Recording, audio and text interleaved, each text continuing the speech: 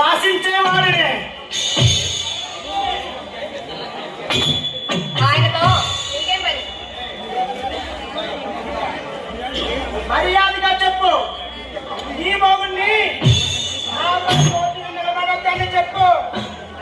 అది చెప్పడానికి మీరెవరు? ఎక్కడ చెప్పు.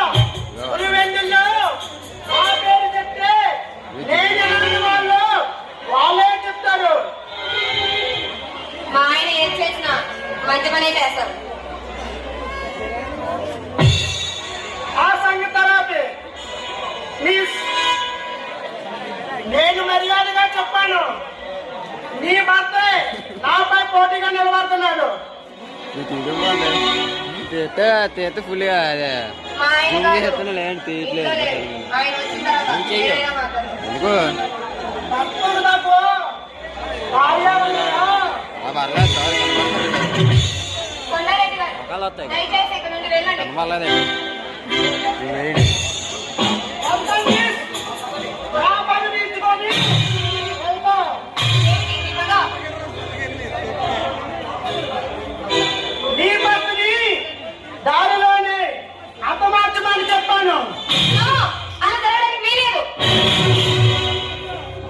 మర్యాదగా అది జరగాలంటే నీ భర్తకి హాస్పిటల్ ఫోన్ చేసి ఎల్సలో తప్పుకోమని చెప్పు.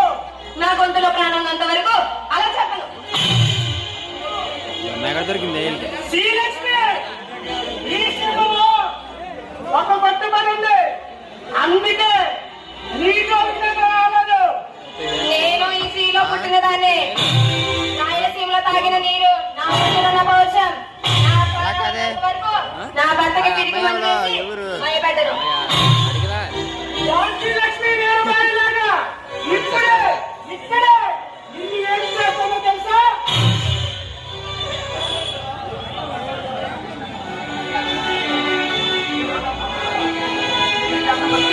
కొట్టోడైపోయి జాబ్ కాడికి వచ్చాడు. కొండారెడ్డి గారు, మీకు దండం పెడతాను. మర్యాదగా ఇక్కడ